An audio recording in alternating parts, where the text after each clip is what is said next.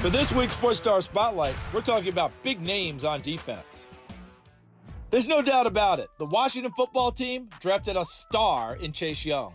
The number 2 overall pick in the 2020 draft. All Young did in his first year, total 7.5 sacks, helped Washington make the playoffs, win the Defensive Rookie of the Year award, and get selected to the Pro Bowl. It's a special thrill for Chase to do this close to home, as he was an All-American at DeMatha Catholic High School in Hyattsville, Maryland. There, he was always praised not only for his talent, but also his leadership. That's what I always wanted to do. I always wanted to lead my team, and it's just the perfect spot for me because I like taking charge. He's definitely one of the best we've had. He does it by his play. When it's time for him to talk about it, he definitely does that. And then the guys follow him, and you need that in order to have a successful team. And we're excited that Chase has embraced that role. He is a physically imposing defensive end. It's very hard for high school guys to block him. With his length, he's able to get his hands on guys and beat them up the field. With his speed, he has a lot of versatility with his moves. So he's a very gifted athlete. He can go on the offensive side of the ball, catch the football for us. So you're talking about an exceptional athlete and a heck of a competitor. Believe it or not, his parents have had a feeling their son would be a major prospect since he was very young. Started about 3 or 4 years old. I realized early on he was an aggressive kid. And I tell people about the age of 5, I knew that I would never pay for college. And people were like, how could you say that? I said he was aggressive. And as the years went on, he stayed aggressive. It's just overwhelming. It's very exciting. I won't say it's unbelievable because I do believe it. He works really hard. 110% every play. I always give an effort. I'm going to do my assignment. I'm going to get my job done. They always say you're a man on the field and things like that. And I think being a man is getting your job done every play. Anytime you can have a kid who's as noticeable and as popular as he is and is able to stay grounded, not be a disruption in the classroom, get good grades and still be a standout player, that's what you want out of a student athlete, and Chase brings that to the table. You come in the weight room every day, you look on that wall, and sometimes you might not feel like working out, but you ask yourself, if they can do it every day and push themselves to the limit every day, then why can't I? Sky's the limit. No matter where he goes, he's going to compete at a high level. He's going to stay grounded. He's going to outwork the next guy, and the cream rises to the top. So wherever he ends up, he's going to be successful, and we're proud that he's a DeMatha Stag. Ohio State seems to be putting a number of top defensive linemen in the NFL lately. Besides Young, the Bosa Brothers are also 2 of the best young stars in the league. Joey's now a 3-time Pro Bowler with the Chargers, and though Nick missed almost all of 2020 with a knee injury, he won the league's Defensive Rookie of the Year in 2019 while helping the 49ers reach the Super Bowl. They were both All-Americans at St. Thomas Aquinas High School in Florida.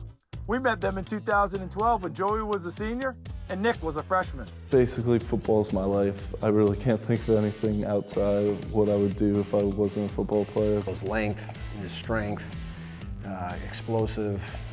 We run a 3-4 scheme. You can play pretty much across the board.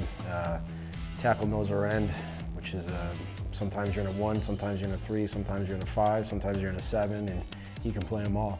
3 years later, we returned to Aquinas before Nick's senior season.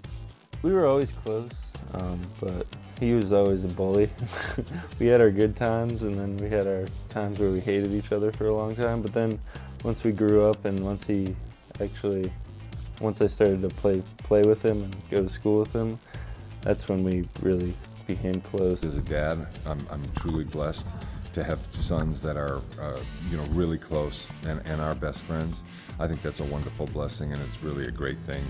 They went through the normal things, big brother picking on the little brother kind of thing, but I think football brought them together, and certainly the 1 year sharing the field here at St. Thomas was fantastic, and it's just as they've both thrived, Joe's been a great help to Nick, and they've just really become close.